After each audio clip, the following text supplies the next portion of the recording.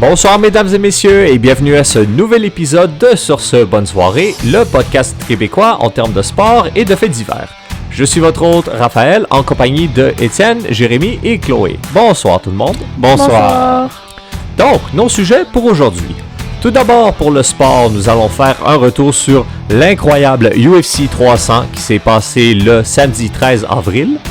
Et pour notre rubrique faits divers, nous allons clore la saga Sean Connery avec son dernier James Bond officiel, Les Diamants sont éternels de 1971. Donc, le premier match de la carte, ça a été un match opposant Deiveson Figueiredo contre Cody Garbrandt, qui s'était conclu en deuxième round par une victoire de Figueiredo par soumission avec un étranglement. Ça a été un bon combat pour commencer une grosse carte pour le UFC 300. Figueiredo, dès le départ, dès le premier round, a été vraiment parfait. Je trouve que, dans mon cas, Garbrandt n'a aucunement été présent dans le premier round.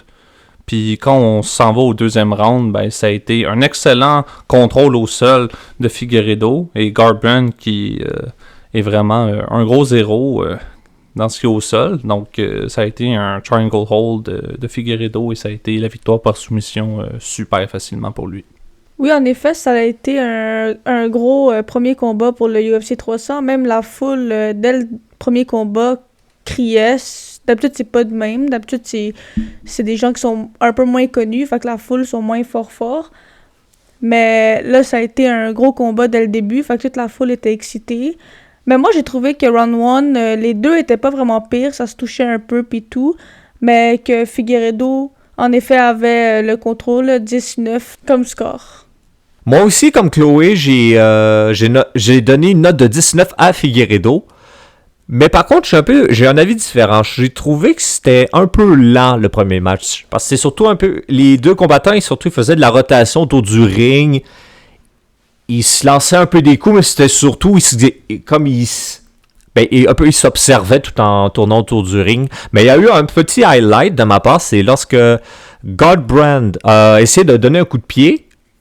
Mais Figueiredo l'a contré avec un coup de pied, avec un high kick. Ce qu'il a mis au sol. Ça, c'était un très bon moment dans le round 1. Moi, je vais y aller à l'encontre de vous tous, parce que moi, j'ai donné le premier round à Garbrandt. J'ai trouvé que le premier round était très serré, beaucoup plus que ce que j'avais anticipé à la base. Parce que Figueiredo, il est beaucoup plus complet que Garbrandt. Figueiredo peut se battre debout, peut se battre au sol. Garbrandt a un peu plus de difficultés au sol, puis c'est vraiment ça qu'on a vu dans le combat au fur et à mesure que ça avançait. Je pense que au premier round, et Figueiredo et Garbrandt voulaient y aller un peu plus slow, comme Raphaël disait un peu, apprendre un peu, essayer de voir la technique de l'autre. Et vraiment au deuxième round, il y a eu un ajustement du côté de Figueiredo. Il est allé au sol, puis il a dominé complètement rendu là. Puis Garbrandt n'a jamais été capable de se remettre debout puis de vraiment enlever le danger qui était sur lui. Donc vraiment, Figueiredo mérite la victoire. C'est une belle victoire, ça a été bien fait. Une belle technique au sol. Un fait important à mentionner pour ce UFC 300-là, Dana White donnait pour cette carte-là un bonus de 300 000 pour le Performance of the Night et pour le Fight of the Night. Donc, je sens que pour les combattants, ça a été une énorme source de motivation, d'énergie, parce que dès le premier combat, on a vu qu'on allait à l'assaut parce qu'on voulait ce bonus-là, puis on voulait give the people what they want. On voulait du gros combat et vraiment, ça a été une bonne source de motivation, puis ça a donné le ton pour cette carte-là. Merci beaucoup tout le monde. On peut maintenant passer au deuxième match du UFC 300. Bobby Green contre Jim Miller, qui a été selon moi le match le plus sanglant de toute la soirée. Bobby Green qui joue assez salaud, la garde constamment basse. Il taunt Miller pendant presque l'intégralité du match. Et ça s'est fini par une victoire de Green par décision. Effectivement, Raphaël, Bobby Green il a utilisé énormément de mind games et je trouve que ça l'a avantagé dans son combat contre Jim Miller. Donc, le premier round, le gros highlight que j'ai vu, c'est 2 gros coups de la part de Miller, 2 gros coups qui ont été quand même assez solides. Donc, je lui ai donné ce round-là 19. Mais dès le deuxième round, Bobby Green a complètement pris l'avantage du combat avec ses mind games et avec ses coups, bien évidemment. Ça a été un combat, comme tu as dit, Raphaël, extrêmement sanglant. Jim Miller a eu une énorme coupure à la joue droite et juste à l'œil droit aussi. Donc, le deuxième et le troisième round, ça a été des coups solides qui ont scellé le match pour Miller. Oui, moi aussi, j'ai trouvé ce combat un des meilleurs de la soirée. Moi aussi, j'ai trouvé que round 1, c'était quand même chaud. Les deux se battaient très bien. Puis que le round 2, malheureusement, tout a décroché. Green avec 10, Miller avec 9. Puis que le round 3, j'ai donné 10 à Bobby Green et 8 à Miller.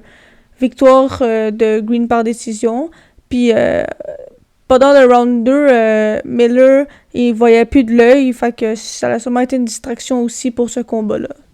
Moi, j'aime beaucoup les combats sanglants dans la UFC, donc j'ai évidemment bien aimé ce match-là, et j'ai surtout aimé le fait qu'à un moment donné, Jim Miller a fait un clinch avec Bobby Green, et il s'est complètement essuyé, il a essuyé son sang sur lui, donc les deux hommes étaient rouges de sang, donc j'ai trouvé que ça l'a donné le ton à un match qui a été assez mémorable dans ce début de carte-là, donc ça a été un bon highlight de la soirée pour moi.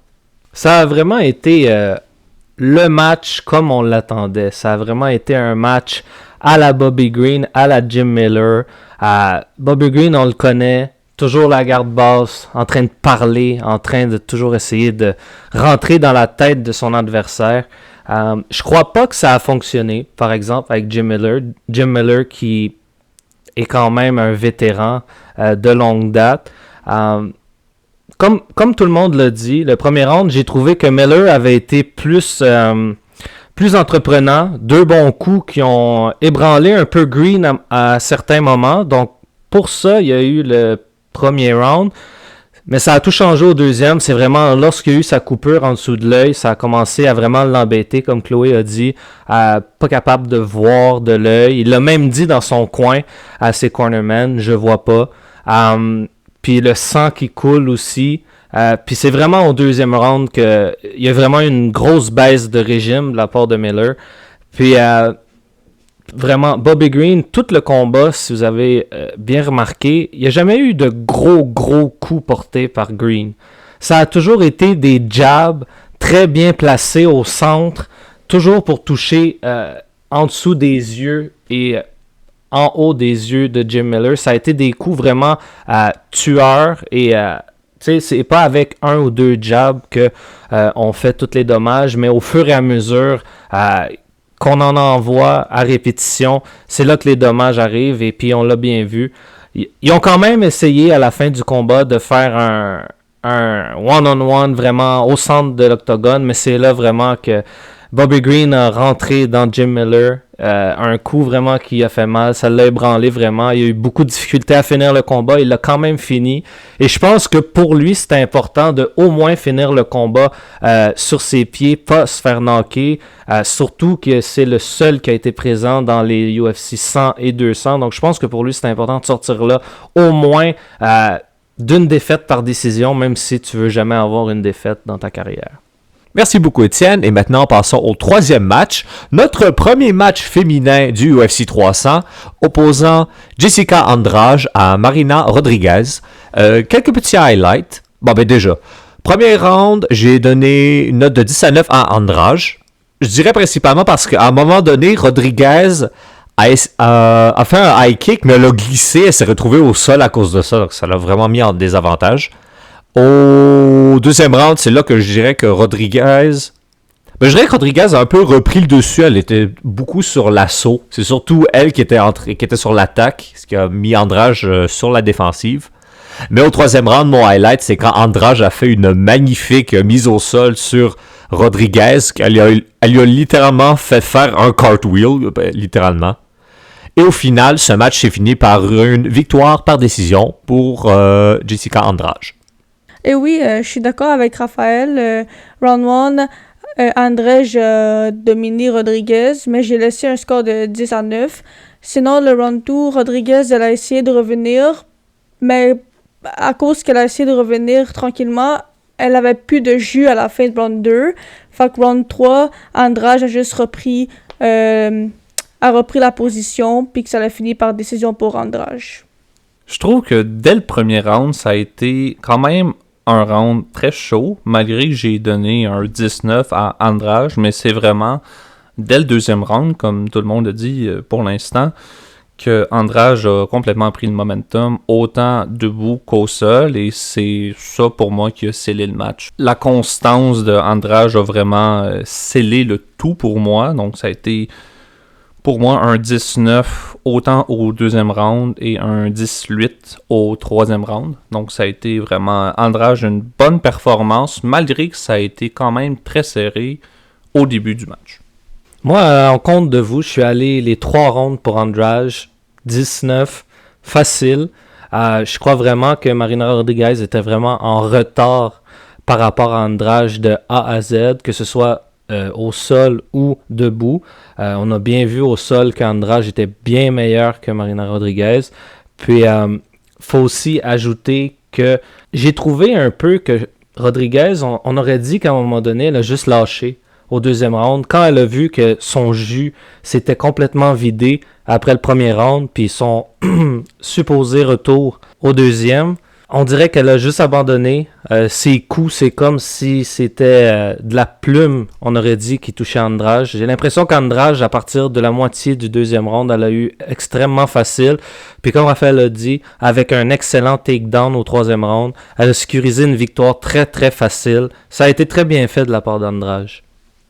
On peut maintenant passer au 4e match, Jalen Turner contre Renato Moicano, qui s'est conclu par une victoire en deuxième ronde de Moicano par TKO.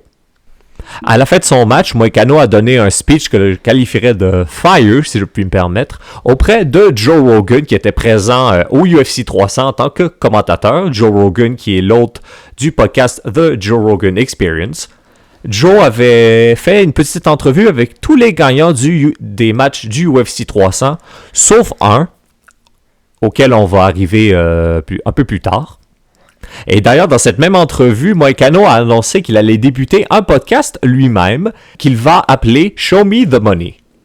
Ça a vraiment mal commencé pour Moicano au premier round. Ça a été extrêmement difficile, tout du moins les quelques premières minutes.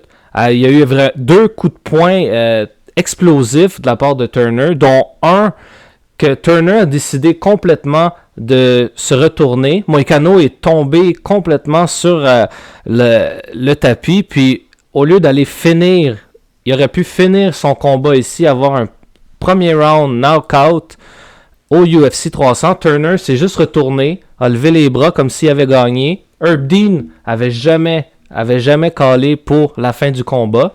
Donc Moicano s'est relevé, a eu le dessus par la suite au sol à la fin du premier round. Puis de retour au deuxième round, c'était clair, net et précis. La stratégie, c'était d'aller au sol. Tout de suite, il y a eu un takedown. Moicano a le dessus. Puis montée complète et il a réussi vraiment à terminer Turner qui, lui, je dirais, il s'est volé lui-même en ne pas finissant Moicano au premier round. C'est important de mentionner que c'est pas n'importe qui était le referee dans ce match quand même. Herb Desidine, un vétéran et un très aimé au sein de la UFC, bien évidemment, surtout pour nous. Donc Turner, comme tu as dit Étienne, s'est volé lui-même. Tu sais, il a donné un coup presque KO, oui. Moicano est tombé par terre, mais si tu veux gagner un match à UFC, il faut que tu finisses la job. Tu peux pas juste dire « Ah, il est tombé à terre ». C'est fini. Ben non, faut que tu l'achèves, si je peux le dire comme ça. Donc, Herbie n'a pas dit c'est fini, il a dit écoute, ça continue, vas-y, il a rien calé. Donc, Turner, je trouve qu'il a eu l'air vraiment très idiot. Je pense qu'il y a une bulle au cerveau ou quoi que ce soit, mais Moicano, il a pris le momentum de ça et il a fini le boulot, lui. Moi, pour le premier round, je l'avais donné à Turner. Puis, quand j'ai regardé le round 2, ben, tout a tourné. Moicano a commencé à dominer. Puis, boum, le gros KO, round 2, 4 minutes et 11. Merci. On va maintenant passer au 5e match du UFC 300. Sodiq Yusuff contre Diego Lopez, qui s'est conclu au premier round par un TKO de Lopez à 1 minute 29. Lopez qui a foutu Youssouf au sol avec un uppercut avant de le bombarder de coups au plancher. C'est là que ça me donnait un TKO. Non, vraiment, Lopez, il a vraiment pas niaisé dans ce round-là. Ça a été pas un uppercut, mais 2 uppercuts parfaits qui ont mis Youssouf par terre et ça a conclu le match quand même. 1 minute 29. Et pour Lopez, c'est sa 15e finition en carrière au premier round. Donc une statistique très très impressionnante de sa part. Et oui, un autre gros KO. En plus, le premier round avec les 2 uppercuts, comme Jérémy a dit. On voit clairement que Lopez était venu préparer pour ce gros événement de UFC 300. On voit clairement que Lopez était venu préparer. Il y a eu vraiment un gros départ canon de Lopez. Je pense que ça a pris par surprise Youssouf. Ça l'a vraiment déstabilisé au complet. Puis c'est vraiment là que Lopez a pu prendre ses opportunités, a vu les ouvertures pour lancer 2 uppercuts vraiment parfaits. Puis ça n'a pas été long par la suite. A réussi à finir Youssouf. Puis faut le dire, on pensait tous que ça allait être un combat qui allait être peut-être un des plus plates de cette carte-là. Et on a été royalement surpris et on a été extrêmement surpris et heureux d'être surpris. Ça a été un combat extrêmement divertissant, même si ça a duré que 1 minute 29. Ça a été un excellent combat. Faut pas oublier non plus qu'après sa victoire, lors de son entrevue avec Joe Rogan, Diego Lopez a call-out Movsar Evloev qui est invaincu dans la UFC. Donc ça va être très intéressant de voir si la UFC vont faire ce combat-là. On passe maintenant à notre 6e match ainsi que notre second match féminin du UFC 300. Holly Holm contre Kayla Harrison, 2 compétitrices avec 10 ans de différence. Holm qui a 43 ans et Harrison qui en a 33, si je ne dis pas de bêtises. Le premier match, j'ai donné 10-8 pour Harrison. Il y avait environ 3 minutes de grappling au sol, dans lequel aussi dans ce round-là, si je ne me trompe pas, Holm n'a pas réussi à lancer le moindre coup majeur à Harrison. Et au deuxième round, ça s'est conclu par une victoire de Harrison par soumission à 1 minute 47. Oh boy, Kayla Harrison. Je pense que tout le monde a pu quand même visualiser à quel point cette femme-là, c'est toute une pièce de femme. C'est absolument malade. Le physique de cette combattante, ça a été pendant plus de 2 minutes 30 pour Harrison, un contrôle total au sol. Holm n'a rien pu faire, comme tu as dit Raphaël, aucun coup significatif pour Holm dans ce premier round. Donc j'ai donné un 10-8 pour Harrison. Et deuxième round, écoute, Harrison a pris le momentum, l'a amené au sol et ça a été une victoire par soumission, comme tu as dit. Harrison a d'ailleurs dit, quand Joe Rogan l'a interviewé en fin de match, In the end of the year, I will be UFC champion. Et je crois non seulement que c'est une prédiction, mais que ça va être quelque chose qui va être réalisé dans l'avenir. Faites attention à Kayla Harrison. Moi, j'étais vraiment excitée pour ce combat-là parce que j'aime beaucoup Holly Holm. C'est le personnage que je prends pour le jeu UFC 5 sur les consoles. Mais malheureusement, j'ai donné un 10-8 pour Harrison. Holly Holm, elle a presque rien fait. Je pense que malheureusement, son temps est fini. Elle est un peu vieille, mais elle a encore un contrat. Harrison a dominé tout le long du round 1. Puis, malheureusement, le combat a fini par soumission. Round 2 pour Harrison. Comme j'ai dit, je suis vraiment triste pour Holly Holm. Mais Harrison le mérite très bien. J'ai l'impression, tout comme avec Marina Rodriguez, comme j'avais dit plus tôt, j'ai l'impression que Holly Holm s'est juste pas présentée du tout, mais elle, à partir du premier round et à la première seconde que le combat a commencé, ça a été une domination totale, comme on a tous dit, de Harrison. C'est comme s'il n'y avait qu'une seule personne dans l'octogone et que Harrison se battait complètement seul, aucune opposition, ni au sol, ni debout pour les peu de temps qu'ils sont restés debout. Ça a été vraiment une clinique de jeu au sol de la part de Kayla Harrison. Il faut vraiment faire attention, comme Jay a dit à elle, dans cette division-là. Elle va être extrêmement dangereuse. Puis pour Holly Holm, comme Chloé a dit, je pense que ce serait le temps. Ça fait quelques combats de ces derniers. C'est beaucoup plus difficile pour elle. Et à son âge, 42 ans, il y en a qui sont capables de le faire encore, oui. Mais c'est pas pour tout le monde d'être encore capable de se battre à cet âge-là.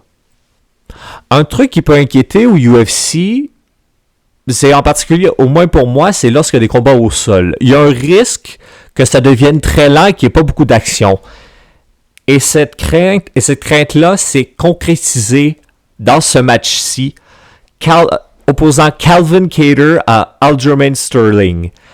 Mon Dieu, c'était un match long. C'était laborieux à regarder. Il y a eu presque aucune action. Il y a eu un peu d'action au premier round. Il y a eu 2 belles mises au sol de la part de Sterling.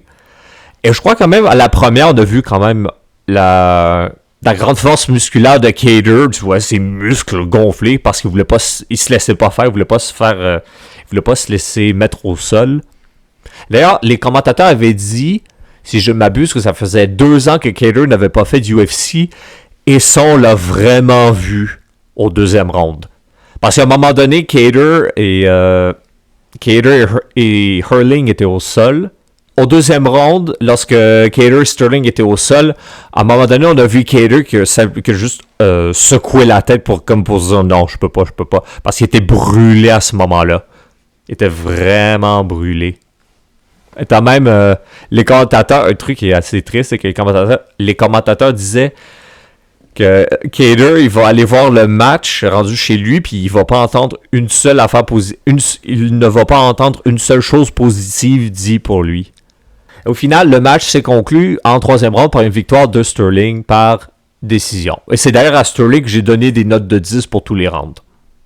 D'ailleurs, le match a été tellement décevant que Joe Rogan n'est même pas allé sur le ring pour aller parler aux gagnants. C'est uniquement à ce match que Joe Rogan n'est pas allé se pointer sur le ring. Ben écoute, qu'est-ce que Joe Rogan aurait demandé à Sterling? Ouais, t'es allé au sol? Il n'y avait pas vraiment grand-chose à dire, puis c'est ça qui s'est dit, c'est sûr et certain. Quand même, au premier round, Sterling, 4 takedowns, quand même, en 3 minutes, c'est pas rien. Mais c'est ça, ça a été un match extrêmement décevant, mais il faut quand même noter que ça a été le début dans la division des featherweight de Sterling. Donc, j'imagine que ça a été dans sa stratégie d'aller au sol. Ça a été un bon contrôle au sol, on ne faut quand même pas le nier pour Sterling, mais effectivement, il n'y avait aucune action, ça a été du jeu au sol. C'est pas le genre d'affaire qu'on voit dans les light heavyweight ou heavyweight, où est-ce qu'il y a plus d'action. Mais c'est ça, ça a été un match décevant, mais il faut quand même le donner à Sterling qui s'est très très bien géré au sol pour un début dans cette division-là. Honnêtement, moi j'ai trouvé ce combat un peu plate. 14, oui, ça faisait longtemps qu'il n'a pas fait de UFC, mais quand même, il faut quand même venir préparer un peu, surtout pour ce grand événement. Comme Raphaël a dit, le round 1, il y avait un peu d'action. 14 avait une petite coupure à son coude gauche. Sinon, le combat était long et un peu plate à mon avis. C'était clair pour Calvin Kattar, sa stratégie à lui, c'était vraiment de rester debout. Comme on l'a dit, ça faisait 2 ans qu'il s'était pas combattu dans le ring dû à une blessure. Puis au sol, c'est vraiment pas le meilleur. Calvin Kattar, c'est un bon boxeur. Je dirais pas que c'est un très bon, c'est un bon, mais il y a encore beaucoup de chemin et on l'a vu avec sa performance contre Sterling. Il y a encore beaucoup de chemin à faire s'il veut progresser dans les UFC encore. Du côté de Sterling, j'ai l'impression que la stratégie de A à Z, c'était d'aller au sol. Faut se rappeler, la dernière fois qu'il a combattu, c'est fait KO par Sean O'Malley. Donc j'ai l'impression que Sterling avait des réticences à rester debout et y aller de point à point avec Kattar qui, sur papier, est meilleur debout que Sterling. Donc Sterling est allé de la meilleure option pour lui, pour la victoire, pour ses débuts dans la nouvelle catégorie de poids. De son côté, je pense que pour lui, il est content, il a réussi à faire ce qu'il devait faire. C'était d'avoir la victoire, mais pour les spectateurs, comme on a dit, ça a été extrêmement plate. Tu sais, il y a des combats qui peuvent être au sol, mais extrêmement divertissants. Des changements de position, des coups de poing au sol, des renversements, des soumissions. Peu importe, au sol, ça peut être extrêmement divertissant, mais il n'y a pas eu ça dans ce combat-là. Premier round, pour moi, j'ai rien vu. J'ai juste vu un peu de debout au début, puis quelques endroits dans le round. Kattar a essayé vraiment, comme Raphaël a dit, au premier round. On voyait qu'il y avait la volonté de vouloir rester debout, d'essayer d'être dans vraiment le combat. Les autres rounds, par exemple, il a vraiment complètement abandonné. Il a laissé Sterling faire ce qu'il voulait avec lui au sol. Sauf que Sterling n'a rien fait. C'est ça le problème. Il est juste resté à plat sur lui, juste pour le contrôler. Tellement qu'il ne s'est rien passé dans le combat, les spectateurs ont commencé à huer. Mais huer, là, et je veux dire, c'est pas ce qu'on voulait pour le UFC 300, avoir un combat où on allait huer les deux combattants dans l'octogone. Déjà que la carte jusqu'à présent a été impeccable. Oui, il y a eu quelques petits trucs, mais ça c'est normal. Mais ce combat-là a vraiment et aurait pu casser complètement la carte. Heureusement, ça s'est bien repris par la suite. Mais du côté de Sterling, ça a vraiment été la technique d'être au sol, puis de vraiment contrôler son adversaire, pas prendre de dommages, bien commencer dans la nouvelle catégorie de poids.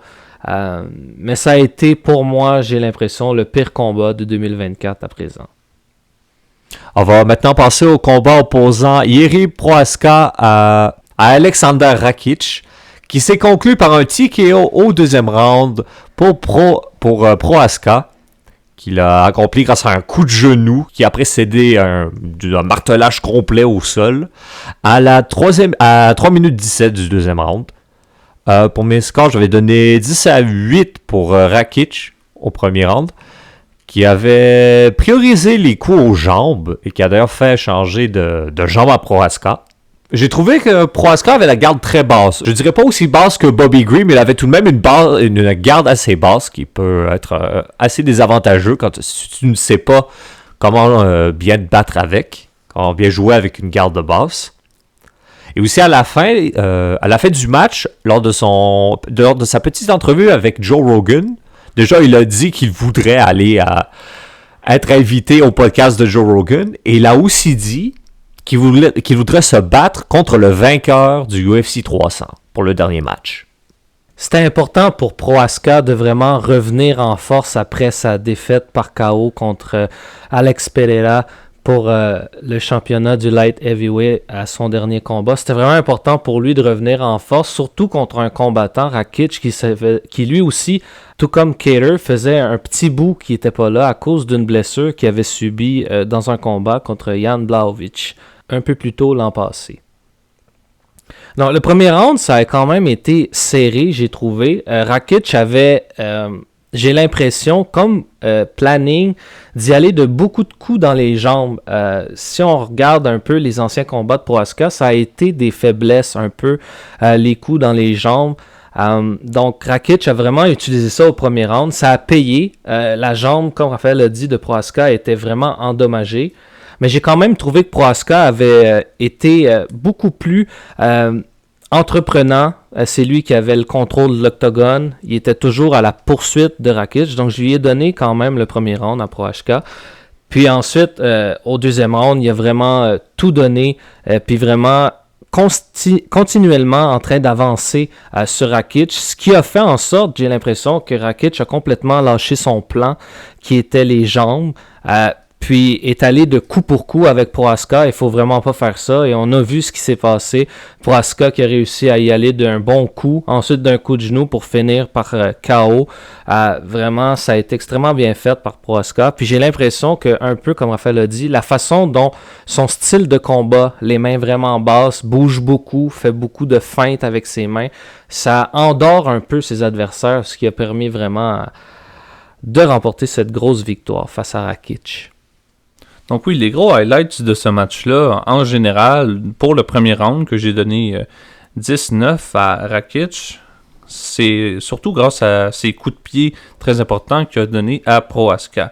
Mais vraiment, au deuxième round, ça a été une série de coups violents, très très violents, des deux ans. Mais Rakic, défensivement, n'a pas pu contribuer, donc ça a été une victoire particulière au deuxième round. Donc ce combat-là, je vais le dire comme ça, a été une excellente relève au match de Aljamain Sterling qui a précédé. Ça a été vraiment un bon match au niveau de l'action. On a remis un peu l'action dans la carte, si on veut. Donc oui, ça a été un excellent match. Un autre match que je trouvais intéressant à regarder, parce que Prohaska, c'est quelqu'un que je prends aussi dans le jeu UFC. Sinon, je trouvais que round 1, c'était très serré. Les deux donnaient des coups très remarquables. Sinon, Rakic, avec ses coups de genoux, comme on n'arrête pas de répéter depuis tantôt. Sinon, ça a été un très bon combat. C'était relax un peu, puis gros win par KO. On passe maintenant au match opposant Bo Nickal à Cody Brundage, qui s'est conclu par une soumission en faveur de Nickal en deuxième round à 3 minutes 38. Au premier round, j'ai donné un score de 10-9 à Nickal, où il y avait eu un bon jeu de grappling et une supériorité au sol de la part de Nickal. Et au deuxième round, évidemment, la soumission par Nickal qui lui a donné la victoire. Au deuxième round, Brundage, la caméra avait focus sur son équipe. Son coach n'arrêtait pas de lui demander de faire un underhook gauche pour se déprendre, mais il ne l'écoutait pas, il n'écoutait absolument pas son coach là-dessus. C'est peut-être ça qui lui a coûté la victoire. À la fin du match, Nickal a été très déçu par sa performance, parce qu'il a fait 2 fois. Il a littéralement fait 2 middle fingers vers l'auditoire. Je pensais qu'il le faisait à l'auditoire, mais en fait non, il le faisait à lui-même. Comme il l'a dit à Joe Rogan, il n'a pas aimé sa performance. Il aurait préféré faire mieux au cours du match. Et aussi, Brundage a quitté le ring avant même que Nickal ne soit déclaré gagnant. Donc on voit ici un certain manque d'esprit sportif. Parce que dans tous les autres matchs, on a vu un bel esprit sportif. Il y a des gens les combattants, ils se serraient entre eux pour se féliciter aussi. Certains demandaient à l'auditoire de féliciter le perdant. Et ça, j'apprécie beaucoup ça. Mais ici, on n'a pas vu ça du tout. Un autre combat que je pensais que j'allais trouver un peu plate, parce que c'est des gens que je connais un peu moins dans cette carte-là. Mais je l'ai beaucoup aimé, ce combat. Très beau soumission. Round 1, Nickal, il restait beaucoup au sol. Un bon contrôle au sol. Ensuite, je trouve quand même que Brundage, il s'est quand même bien débrouillé, parce que Bo Nickal a quand même 5 victoires, 0 défaites. Fait que lui, il était bien préparé. Puis comme Raphaël a dit, Bo Nickal a pas vraiment aimé son combat, mais moi je trouve que c'était un combat très le fun à écouter. Bo Nickal était le favori pour gagner ce match, mais je trouve quand même que Cody Brundage s'est extrêmement bien débrouillé. Je trouve que sa lutte a été quand même assez impressionnante. Nickal moi j'avais donné un 10-9 à Nickal pour le premier round, mais je trouve que Brundage s'est bien débrouillé. Je trouve qu'il a montré qu'il allait pas se laisser faire. Et ça s'est encore vu au deuxième round. Nickal a été bon au sol, mais Brundage, encore une fois, il a eu une excellente lutte, malgré les odds qui étaient contre lui. Donc, je trouve que ça a été un meilleur match du côté de Brundage, malgré sa défaite, que Nickal, que ça a été pas ce qu'on attendait de lui. Moi, je crois que malgré sa défaite, le grand gagnant de ce combat-là, c'est Cody Brundage. Et je vais m'expliquer ici. Premièrement, parce que Bo Nickal n'avait jamais dépassé un premier round auparavant en tant que combattant en 5 combats en UFC. Il avait dominé au complet ses adversaires auparavant. Puis Brundage a vraiment commencé extrêmement fort le combat, tout de suite à l'attaque, vraiment pour brasser Bo Nickal. Et ça l'a dérangé un peu. Il a fallu tout de suite qu'il aille au sol. Donc, vraiment, pour moi, je crois que Brundage, et avec aussi la défense au sol, comme Jay a dit, je pense que vraiment, le gagnant de ce combat-là, c'est Cody Brundage. Je crois vraiment que, comme Nicole a dit à Joe Rogan et à tout le monde en entrevue, je pense vraiment que ça a été une performance décevante de sa part. Pour moi, ce combat-là, je m'attendais vraiment à ce que Nicole fasse un gros statement qui est vraiment premier round, soumission, puis qui vraiment s'impose comme le futur de cette division-là. C'est pas ça qui s'est passé. On a vu que même un Cody Brundage qui était vraiment le négligé dans ce combat-là a été capable vraiment de jouer un peu avec lui, jouer dans sa tête un peu, changer un peu le cours du combat, le cours du game plan vraiment que Nicole avait. Je crois vraiment que même si Brundage, la défaite peut faire mal, je crois qu'il doit se relever puis se dire que c'est une victoire morale pour lui. On passe maintenant à un match que certains considéreraient comme un match avec une victoire volée, avec Arman Tsarukyan contre Charles Oliveira. Un gros combat que j'attendais depuis longtemps. Charles Oliveira et Tsarukyan. J'ai donné round 1 à Oliveira, malgré que je suis pour Tsarukyan. Mais ensuite, ça a été le contraire. Je trouvais que Tsarukyan a fait meilleur round 2. J'ai donné 10 à Tsarukyan. Puis ensuite, round 3, j'ai donné 10 à Oliveira aussi. Fait que moi aussi, je suis un peu d'accord que c'est un vol. Malgré que je suis arménienne puis que j'adore Tsarukyan puis que je veux qu'il se rende au final. Ben, qu'il se rend quand même. Mais je trouve que ça a été volé. Round 1, beaucoup de jeux au sol. Tsarukyan se défend très bien au sol contre Oliveira. Sinon, round 2, Tsarukyan a très bien combattu. Je trouve que, comme j'ai dit, il s'est bien repris. Puis que round 3, ça a été très chaud. Puis que les juges ont jugé que Tsarukyan a gagné. Mais c'est un avis pour tout le monde. Tout le monde, c'est des différents avis. Mais je suis quand même contente parce que Tsarukyan, comme j'ai dit, je suis arménienne. Fait que j'aimerais ça que nous, les Arméniens, on vous montre qu'on est des combattants. Puis que on va avoir la ceinture. Très bel esprit patriotique, Chloé, c'est très apprécié. Pour moi, c'était un combat qui était très intense au sol au niveau du grappling. On pensait que Oliveira allait le dominer au sol. Oliveira qui est reconnu comme étant très compétent pour ce qui est du grappling et des combats au sol. Mais Tsarukyan a tenu le coup. Il s'est vraiment bien défendu pour ça. J'ai bien apprécié. Et aussi, la raison pour laquelle j'ai donné une note de 10 à 9 en faveur de Tsarukyan au round 1, c'est parce que ça s'était conclu, je crois, ou du moins durant le round 1, il a reçu un coup de pied illégal au visage de la part d'Oliveira. Alors c'est pour ça que j'ai donné le point à Tsarukyan. Au deuxième round, le highlight que j'ai noté, c'est un high kick surprise de la part de Tsarukyan qui vous a montré une souplesse surprenante, très surprenante. Au troisième round, j'ai donné... D'ailleurs, au deuxième round, j'ai donné 10 à 9 à Tsarukyan aussi. Au troisième round, on a eu une très belle soumission en fin de ronde de la part de Oliveira qui aurait pu lui concéder la victoire. Ce qui est pourquoi je lui ai donné à lui la note de 19. Mais malheureusement, c'est également pour ça que je considère que c'est un peu un match volé, même si je routais comme Chloé pour Tsarukyan. La victoire est allée à Tsarukyan après split decision. Ça a été un match chaudement disputé du premier round au troisième round. Donc, moi, j'ai donné le premier round à Oliveira, 19.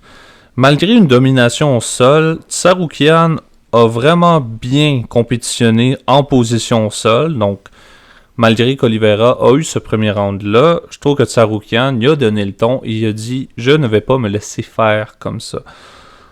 Au deuxième round, j'ai donné Tsarukyan une note de 19. Donc, Tsarukyan, il a vraiment dominé au sol, malgré la défense d'Oliveira, qui est quand même assez colosse au sol. Et pour le troisième round, j'ai donné un 19 à Charles Oliveira.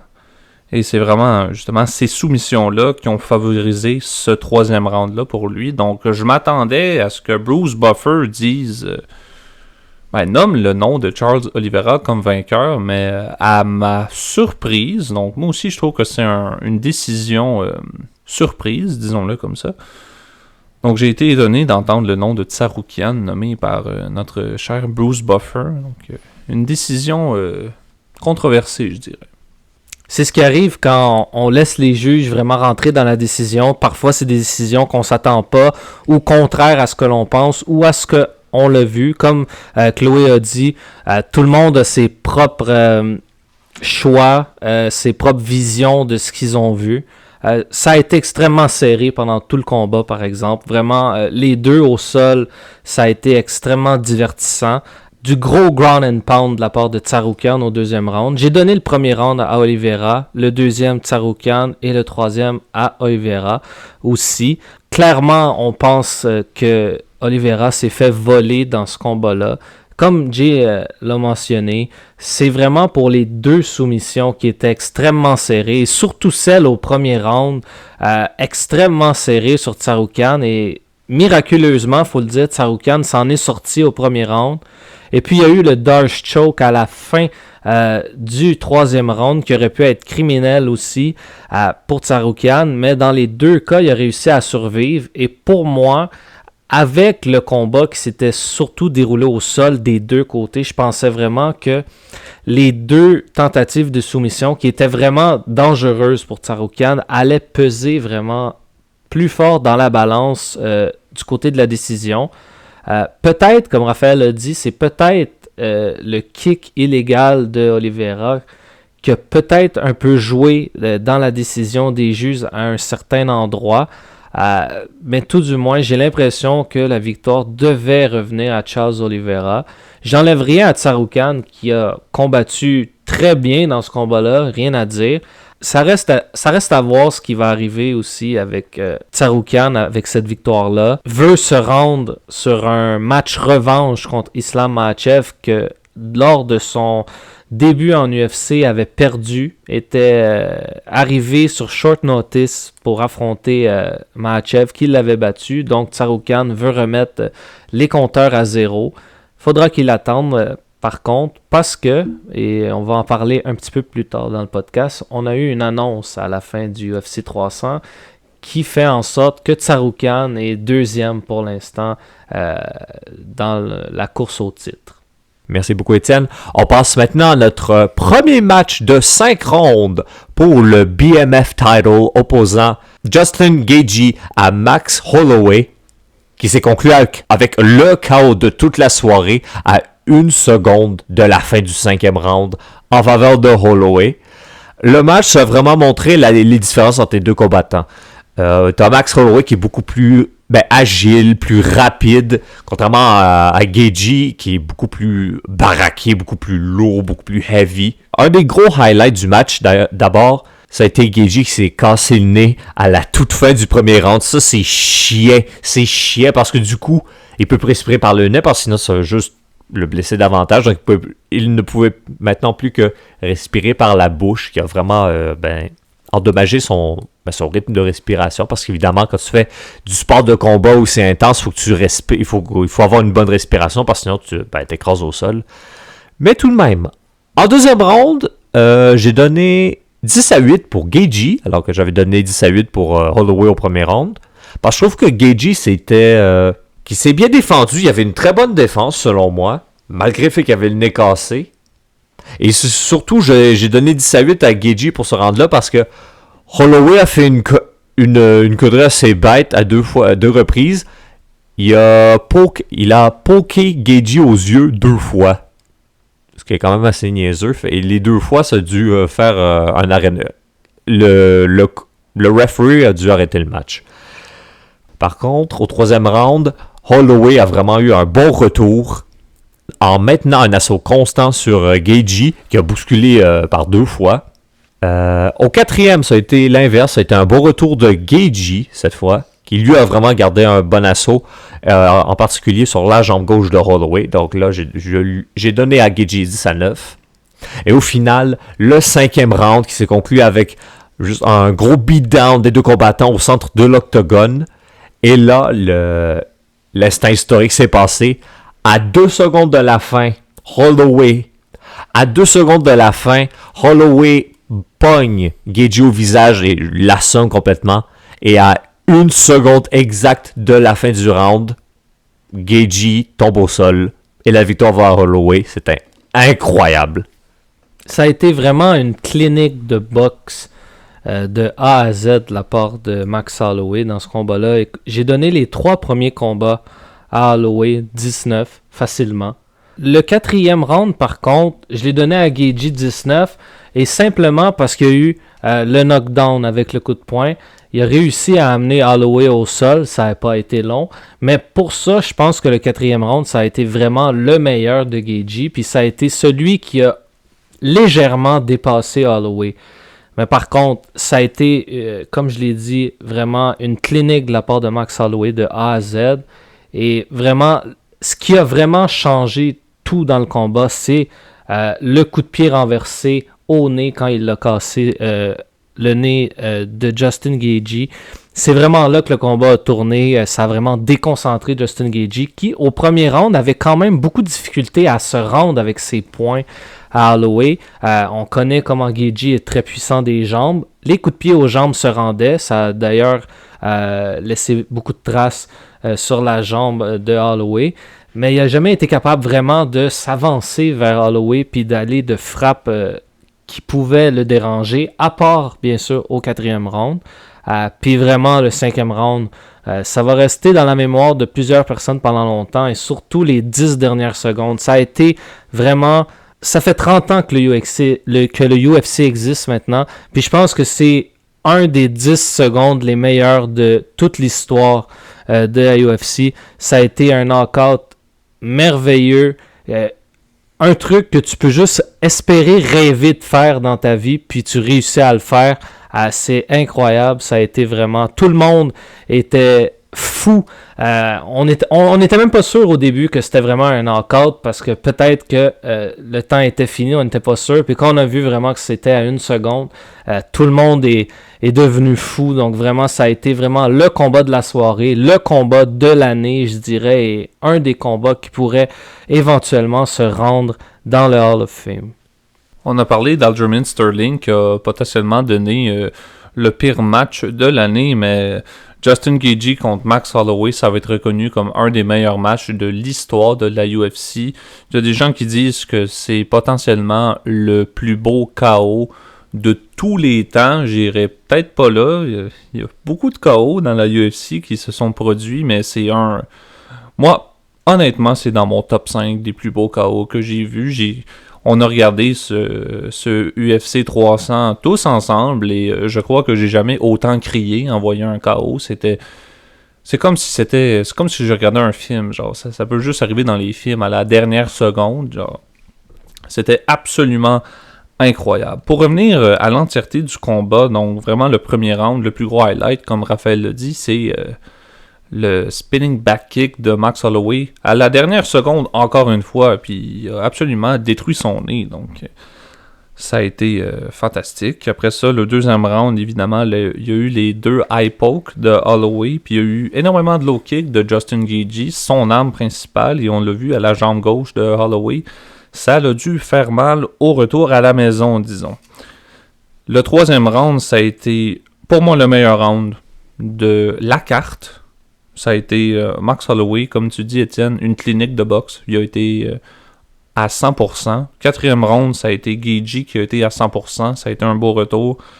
Et le 5e round, Max Holloway qui pointe aux 10 dernières secondes, qui pointe le sol. Il dit, viens-t'en, on finit ça. C'est pas la première fois qu'Holloway fait ça. Il est reconnu pour faire ça, pour aller all-in dans la boxe. Et Justin Gaethje, il a dit « let's go ». C'était sa seule façon de pouvoir potentiellement remporter le match, parce que sinon, ça aurait été par décision. Et Holloway a été un maître. La droite qui frappe directement au nez de Justin Gaethje. Je pense que j'ai jamais vu un homme, un combattant de la UFC aussi bien tombé. Ça a été tellement beau à voir, en vrai, honnêtement, là.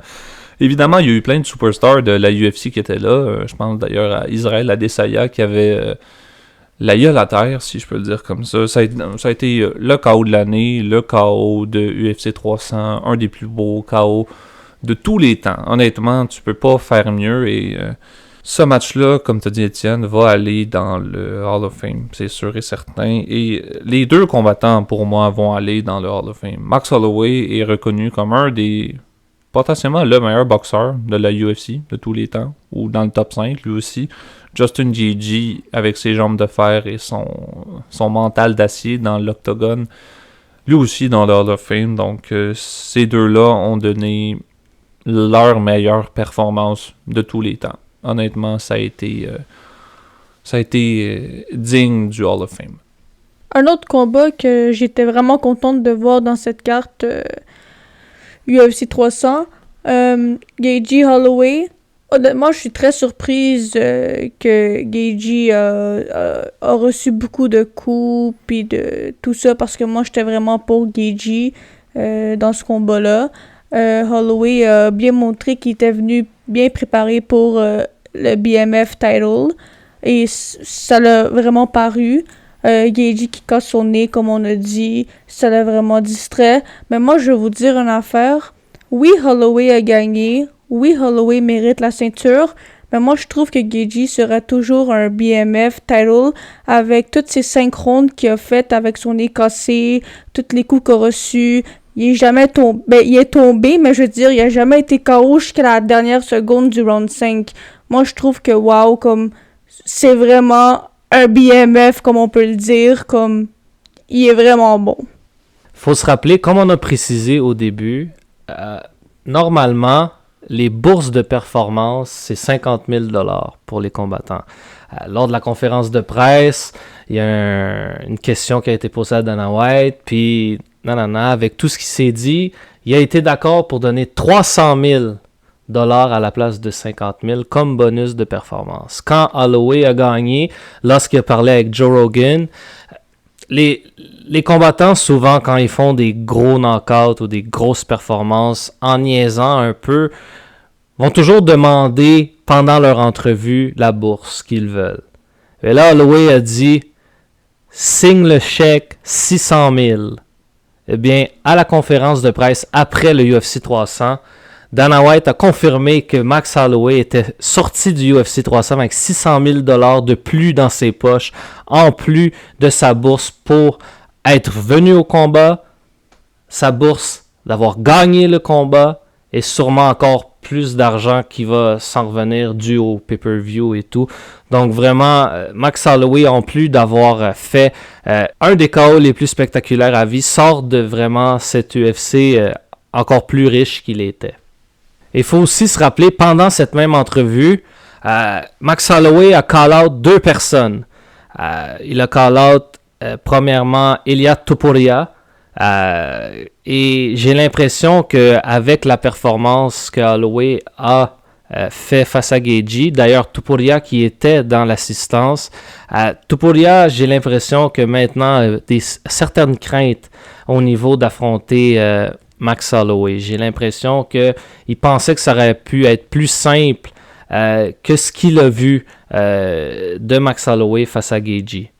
Il a aussi call-out Islam Makhachev, le champion de la catégorie de poids d'où il se battait lors du UFC 300.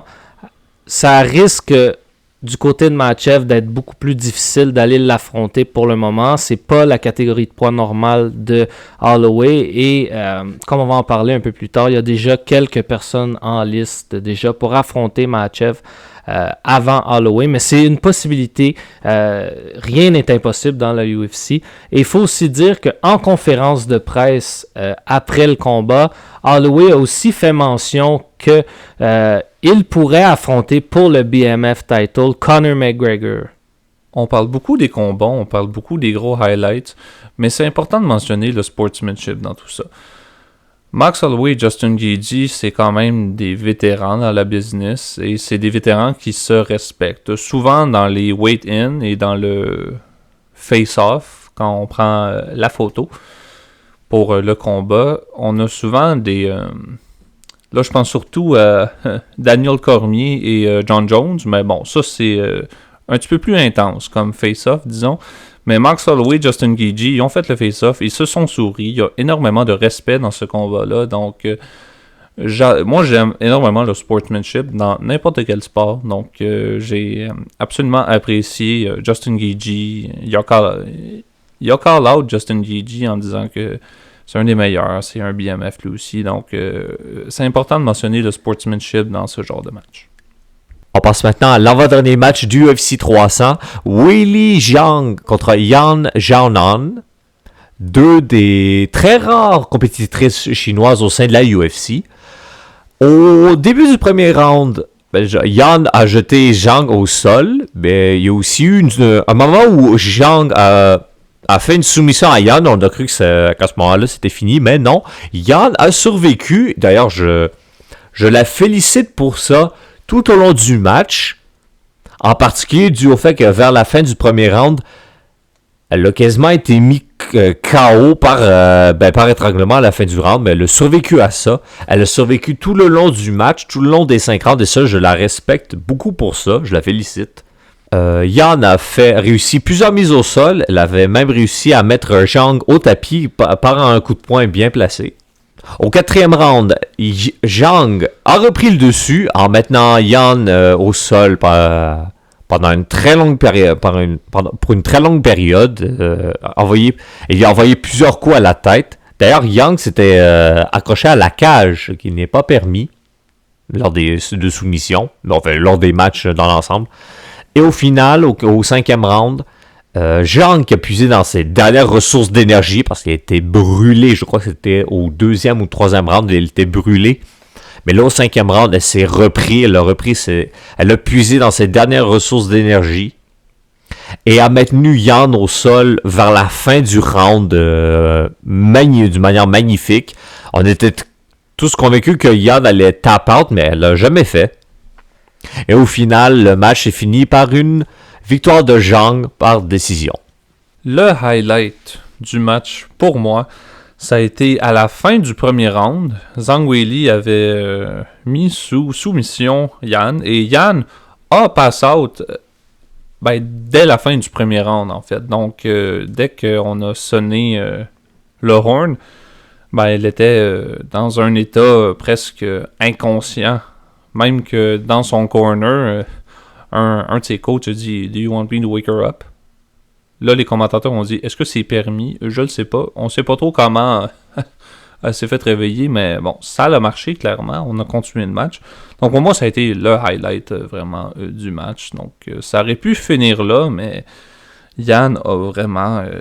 ça a été un match quand même chaud, lui aussi, pour le championnat, malgré la victoire de Zhang Weili. Ça a été difficile pour Zhang Weili, qui était extrêmement brûlé, fatigué au 3e round. Puis justement, Yan a pris le dessus avec énormément de takedown, mais Weili a pris le dessus au 4e et 5e round. Donc, ça a été un excellent match. C'est important de mentionner aussi, c'est le premier match de championnat qui met en vedette 2 Chinoises. Donc, fait très important à mentionner pour ce match de championnat féminin.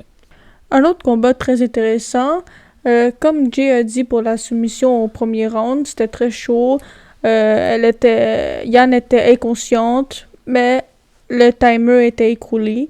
Ensuite, round 2, Zhang a donné plein de coups, mais l'arbitre n'avait pas arrêté, fait qu'il n'y avait aucune victoire encore.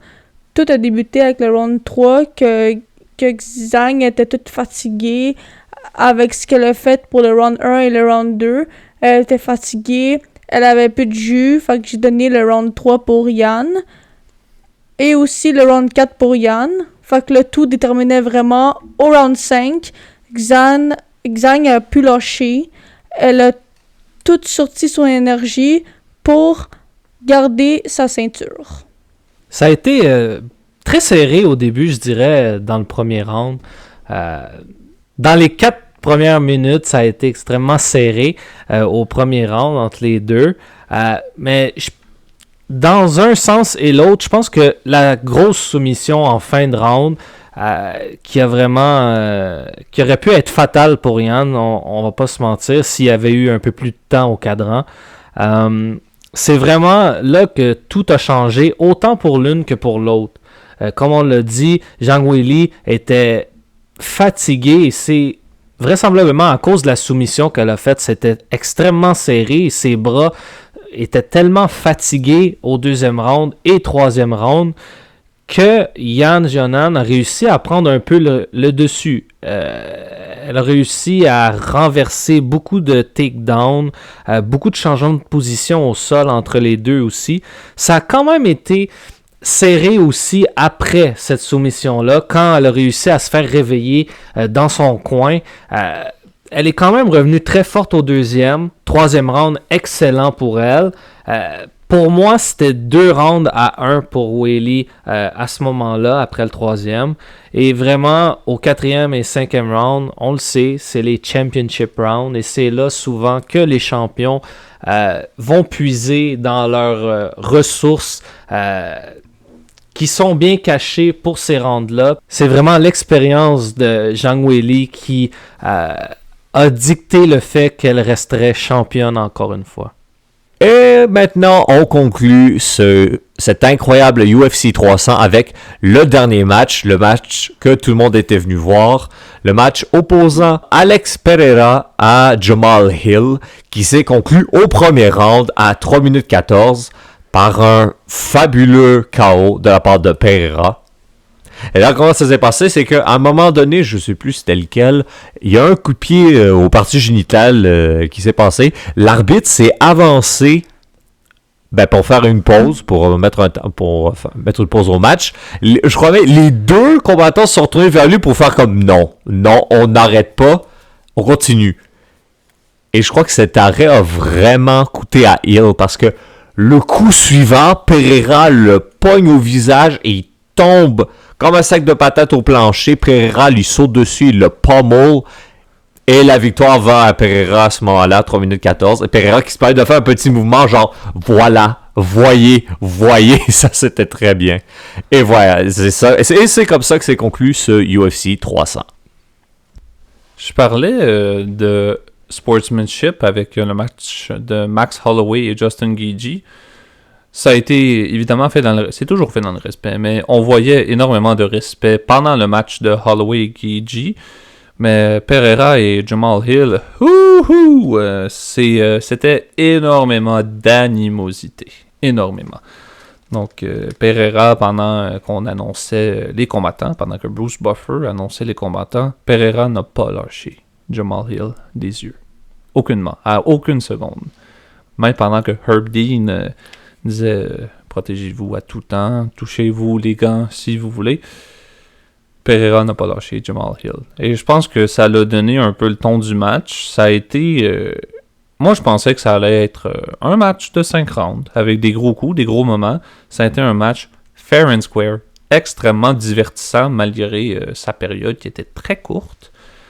Donc, justement, évidemment, un des plus beaux highlights, un peu hilarious, si je peux dire comme ça, c'est Pereira reçoit un coup à la coquille, Herb Dean qui dit stop, et Pereira qui dit va-t'en, va finir ça, fais-toi-en pas. Je pense que ça l'a pris Jamal Hill par surprise, parce que le prochain coup a été fatal. Le prochain coup a mis Jamal Hill par terre, et Pereira, comme tu as dit Raphaël, il a pommel complètement. Ça a été un non-stop, et ça n'a pas été difficile pour Herb Dean de terminer ce match-là. Donc, ça a été un main event vraiment, vraiment très nice à regarder. Ça a été un... Même les commentateurs riaient avec la réaction vraiment presque choquante d'Alex Pereira, mais il a montré que c'était lui le vrai champion. Il a montré que don't mess with Alex Pereira. Quand l'annonce du UFC 300 a été sortie pour que le main event soit Pereira et Hill, j'étais vraiment, vraiment contente. C'est deux gros noms. Puis moi, je prenais pour Hill, honnêtement, parce que je trouvais que Hill, il avait perdu sa ceinture due à une blessure qu'il a eue lors qu'il se pratiquait au basketball. Donc, je pensais qu'il avait sa chance. Mais Pereira, waouh, que ce gars, il fait peur, honnêtement. Avec ses regards sans arrêt. Il n'a pas arrêté de regarder Hill droit dans les yeux. Honnêtement, Pereira mérite sa place, mais il mérite la ceinture. Tout le monde devrait avoir peur de lui, puis juste, j'ai hâte de voir ses prochains combats. Ce match-là a vraiment été à la lumière de ce que Alex Pereira est capable de faire. C'est fou ce qu'il a fait depuis qu'il est arrivé avec UFC. Tous les anciens champions qu'il a affrontés, tous les gros noms qu'il a affrontés, puis tous n'ont pas été capables de passer à travers Alex Pereira. Oui, Israel Adesanya a réussi à remporter un de ses 2 combats face à lui par KO, mais ça ne veut pas dire qu'Adesanya a le dessus sur Pereira. Pereira, j'ai l'impression, c'est une force surhumaine. C'est fou ce qu'il va pouvoir faire dans l'UFC. Je sais pas si quelqu'un va être capable de détrôner Alex Pereira de sitôt. Puis ce qui est vraiment intéressant, c'est vraiment le fait que Pereira, lorsqu'il se bat, jamais il est énervé, jamais il va prendre une décision sur un coup de tête. Il est toujours très calme dans l'octogone, compose, toujours très calculé comment il va faire ses attaques. Puis on l'a vu, dès qu'il a été atteint à la coquille, Herb Dean s'est avancé, il a dit non. Tout de suite, il a profité de l'ouverture, uppercut parfait sur Hill. Puis le reste, ça a été que le néant pour Hill. Vraiment, Pereira a dominé complètement par la suite. C'est vraiment intéressant. C'est vraiment le king du kickboxing, autant que Max Holloway est le king de la boxe dans la UFC. Ce qui va être aussi intéressant, c'est ce qui va se passer par la suite avec Alex Pereira. Et c'est aussi ce qu'il a dit à Joe Rogan en entrevue. Il a dit que lui est prêt à se battre dans la prochaine carte au Brésil, dans la division des heavyweights, qui est présentement dominée, si on veut, par Thomas Pinal et John Jones. On sait déjà que John Jones, le combat face à Stipe Miocic doit se faire et Dana White veut absolument le faire. Ça veut dire que si jamais Pereira monterait de division encore, ça pourrait être contre Thomas Pinal pour avoir le titre de champion intérimaire en attendant que le combat face à John Jones et Miocic se fait.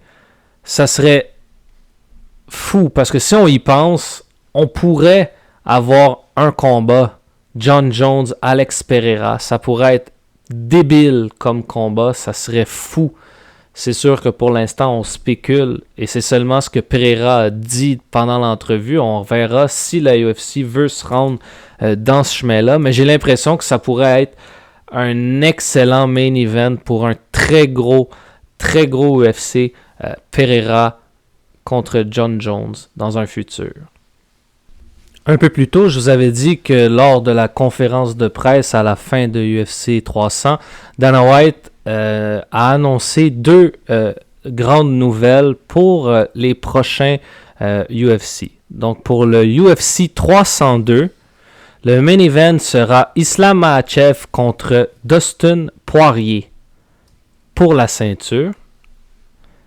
Et ce que plusieurs attendaient depuis plusieurs mois déjà, UFC 303, ce sera le retour après 2 ans d'absence de Conor McGregor qui va affronter Michael Chandler lors du main event.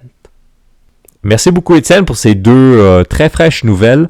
On va maintenant passer à notre film, le dernier James Bond officiel avec Sean Connery, Les Diamants sont éternels de 1971. Certaines personnes disent que Les Diamants sont éternels ne serait pas un des meilleurs... En fait, certaines personnes diraient que Les Diamants sont éternels ne fait pas partie des meilleurs films, que c'est un des plus niaiseux, dirait-on, pas avec une... dirait-on avec une langue sale, j'ai envie de dire. Parce qu'il y a quelques aspects un peu loufoques. Par exemple, il y a une scène où James Bond fuit une station de recherche en véhicule lunaire. Il y a aussi une scène où il se bat contre 2 henchmen, 2 femmes henchmen, et les performances physiques sont un peu absurdes, en fait, de la manière dont elles bougent. Et aussi la Bond Girl, ce film-là, Tiffany, on pourrait dire que c'est pas du niveau de Pussy Galore qu'il y a dans Goldfinger, ou même j'ai envie de dire un peu Domino ou Ronnie de Dr. No et Thunderball. Mais malgré ces petits accros, j'ai aimé le film, j'ai bien aimé le film. Et d'ailleurs, quelle est l'histoire de Les Diamants sont éternels? Eh bien, James Bond, dans ce film, d'ailleurs, j'ai envie de dire, Sean Connery, dans ce film, il a quand même pris un assez gros coup de vieux depuis Dr. No. On voit qu'il a pris de l'âge.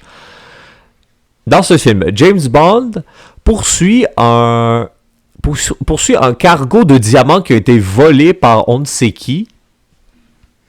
Et sa tâche est de trouver pourquoi ils ont été volés et où est-ce qu'ils s'en vont. Et il va rapidement se rendre compte que chaque personne qui reçoit les diamants finit par mourir.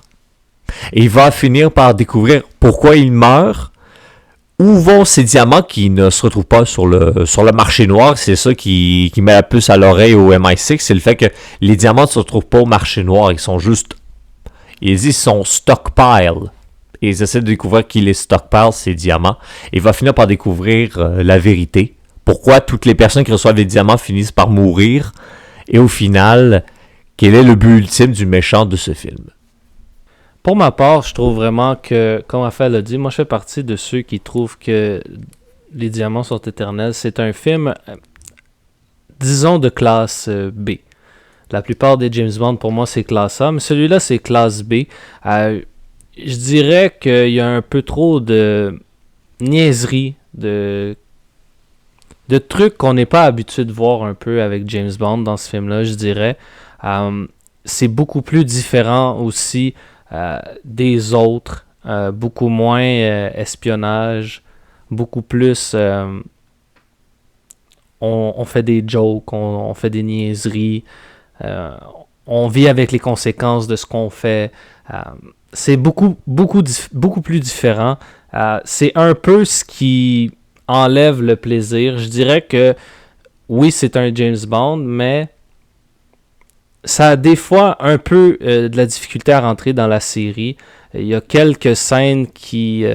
tout d'abord, on va pas parler beaucoup du prochain film pour le moment, mais lors du prochain film, lors d'une scène au début, on va revoir Blofeld. Et ce qui est intéressant, c'est que le Blofeld, dans celui-là, on va pas voir sa face premièrement pour des raisons autres.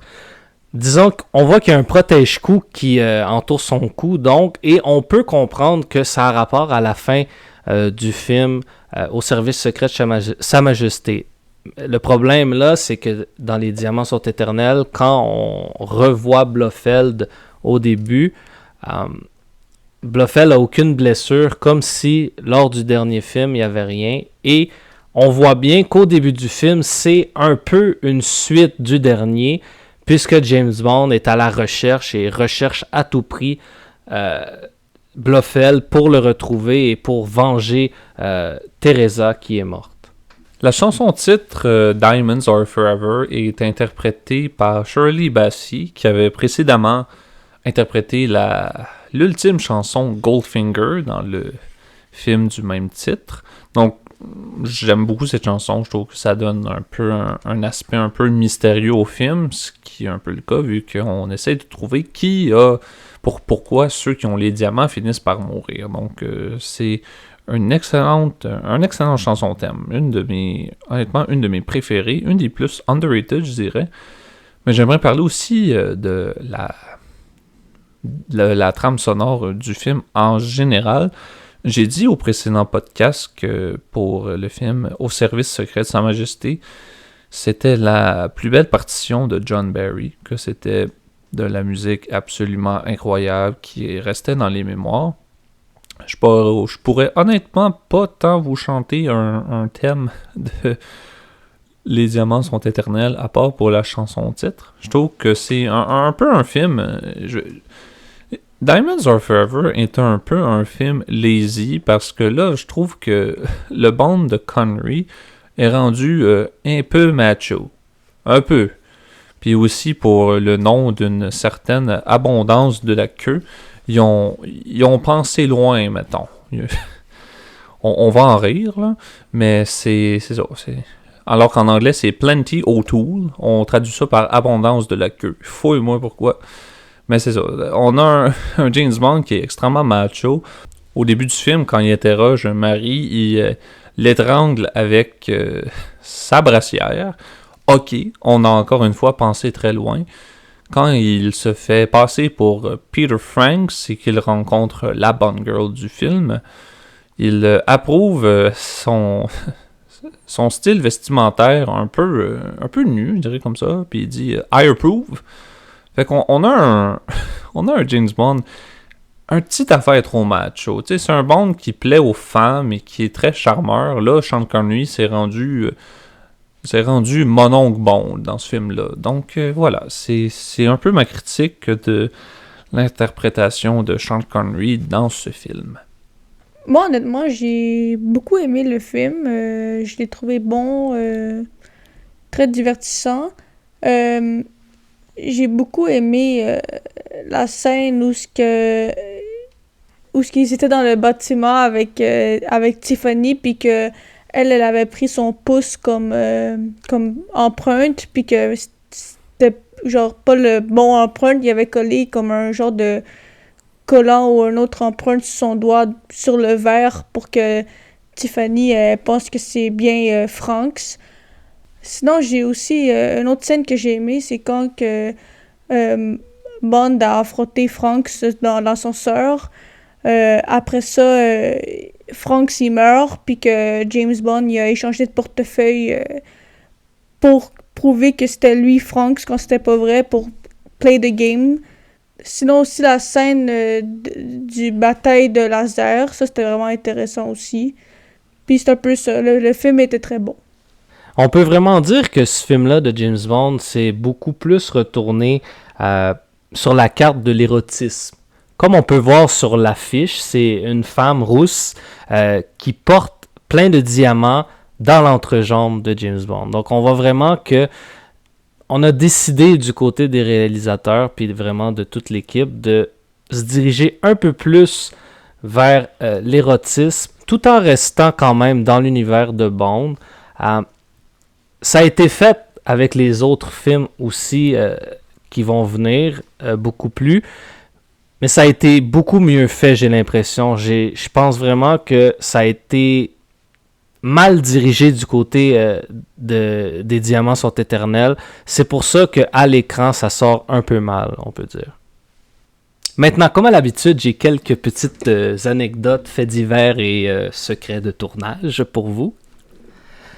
Tout d'abord, pour le rôle de Tiffany Case, Jill St. John, qui avait 31 ans à l'époque, s'est vu donner beaucoup d'argent pour ce rôle parce que la moitié du temps dans le film, elle devait être en bikini ou en sous-vêtements. D'ailleurs, elle s'est attirée les faveurs du bijoutier italien Bulgari et du chanteur américain Jack Jones. Lors du duel final entre James Bond et les deux hommes de main de Blofeld, lorsque la scène a été prise, le doubleur Josh Leach a réellement pris en feu lors de la scène, et tellement qu'il était professionnel dans son travail, il a attendu que le réalisateur dise couper avant de sauter à l'eau pour enlever le feu qui était à son poignet. L'engin lunaire que Sean Connery pilote lorsqu'il est dans la base, disons, de Willard White se nomme le Moon Buggy, et c'est un module lunaire qui a coûté, lorsque le film a été réalisé, aux environs de 10 000 $, ce qui actuellement s'évaluerait à 63 000 $. Tant qu'à parler des dépenses pour les décors, la capsule sous-marine que Blofeld veut, dans le fond, sortir et se sauver de la base pétrolière lorsqu'il est attaqué, a été réalisée par Josh Barris, un carrossier réputé d'Hollywood. Le prix pour cette capsule sous-marine a été d'environ 30 000 $ à l'époque, ce qui aujourd'hui s'élèverait à 190 000 $. Oui, parce qu'en effet, on l'avait pas mentionné, mais c'était Ern Stavro Blofeld qui était au centre de toute cette opération. Au final, ce qu'il faisait, c'est qu'au travers de différents bandits au travers de différents bandits et également à l'aide des deux assassins, M. Wint et M. Kidd, il faisait parvenir les diamants jusqu'à lui, où il avait l'intention de les amarrer essentiellement à un satellite équipé d'un laser, afin de détruire les armements nucléaires des blocs de l'Est et de l'Ouest. Afin d'au final obtenir le monopole de la puissance nucléaire, qui était la plus grosse force, la plus grosse arme militaire à l'époque de la guerre froide, qu'il a encore présentement. Mais un truc qui est un peu triste par rapport à Blofeld, enfin en parallèle à Blofeld, déjà une chose. Déjà d'abord, comme dans Au service secret de Sa Majesté, c'est Blofeld qui est au centre de l'action. C'est lui qui dirige toute l'opération directement, comme dans le film précédent avec George Lazenby. Mais un truc qui est triste, comme dans le film précédent, c'est que le Spectre, l'intégralité de l'organisation a été un peu mise de côté, ce que je trouve très triste, parce que le Spectre et l'idée d'avoir cette organisation secrète qui prend avantage sur le chaos que cause la guerre froide et même qui génère du chaos au sein de la guerre froide pour essayer de générer un conflit majeur entre les blocs de l'Est et de l'Ouest. Je trouve que c'est un concept génial et c'est triste que ça a été mis de côté en faveur uniquement du personnage de Blofeld. Pour en revenir à Blofeld, pour sa troisième apparition consécutive, où on le voit, malheureusement, encore une fois, c'est un nouvel acteur qui fait son apparition pour jouer son rôle. Cependant, c'est un acteur qu'on a déjà vu dans la saga. Il est un peu, disons, je dirais, mal placé. Donc, l'acteur qui a été choisi pour jouer Blofeld lors de ce film, c'est Charles Gray, qui, on se le rappelle, a joué dans le film de James Bond, on ne vit que 2 fois. Quand il arrive au Japon, il rencontre un certain dénommé M. Anderson, qui est en fait Charles Gray.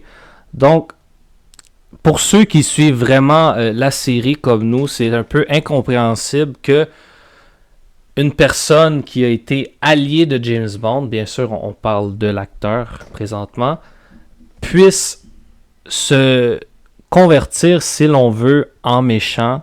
Bien sûr, c'est pas le même personnage qu'il joue, mais le fait que ça soit bien évidemment le même visage qui revient pour 2 rôles différents et dans 2 camps différents, ça aurait pu être une autre personne qui aurait joué Blofeld et je pense qu'on l'aurait mieux pris que Charles Gray qui avait joué un acolyte auparavant. Concernant la manière dont Blofeld est parvenu à ses fins dans ce film, eh bien, il avait pris en otage Willard White, qu'il avait séquestré dans sa résidence privée pendant plus de 5 ans. Et du coup, il a pris le contrôle de sa compagnie, en plus de se faire passer pour Willard White. Principalement avec un appareil qui lui permet de modifier sa voix.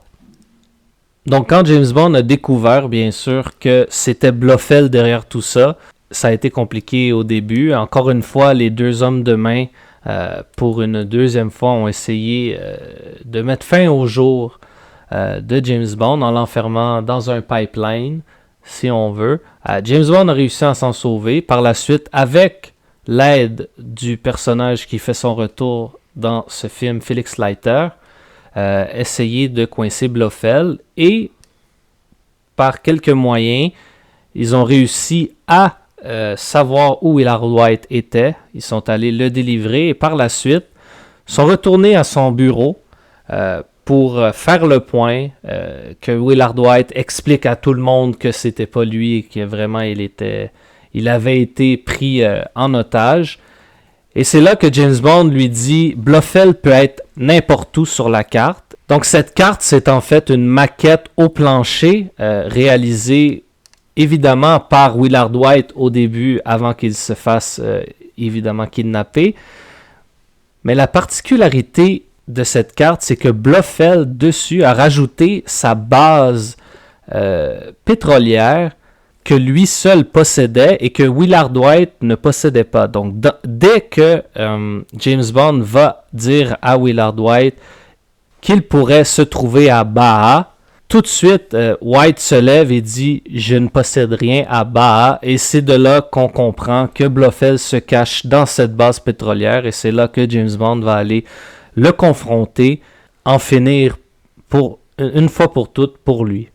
C'est aussi là que ça fait un peu défaut avec le film qui va suivre que je vous ai dit où on voit Blofeld parce que lors de cette bataille finale sur cette base pétrolière, on voit clairement que Blofeld qui était dans son sous-marin se fait catapulter par la grue dans le centre de commande et toute la base explose et aucunement c'est mentionné que Blofeld a réussi à s'échapper. Donc c'est un peu ça qui fait en sorte que la cohérence entre ce film-ci au service secret de Sa Majesté et le prochain film qui sera For Your Eyes Only. Donc il y a quelques films qui vont arriver avant qu'on revoie Blofeld pour une dernière fois avant la série des James Bond avec Daniel Craig bien sûr.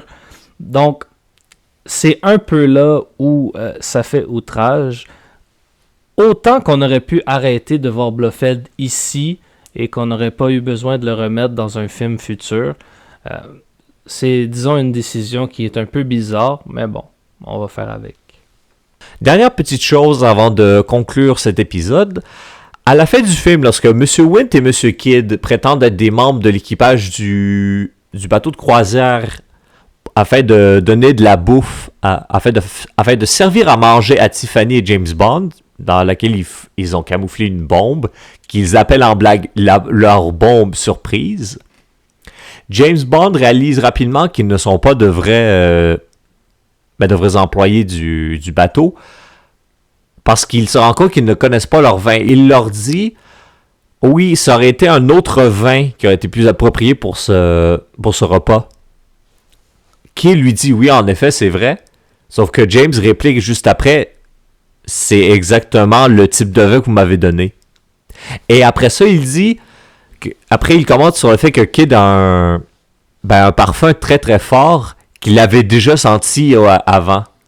Et qu'à ces moments-là, il avait senti un rat. Et avec cette petite note, mesdames, messieurs, cela conclura ce nouvel épisode de Sur ce, bonne soirée. J'espère, comme à l'habitude, que nous vous avons instruit autant que divertis. N'oubliez pas, s'il vous plaît, de laisser un like, de commenter et de vous abonner à notre chaîne. Et nous vous reverrons la semaine prochaine. Merci encore et passez une bonne soirée.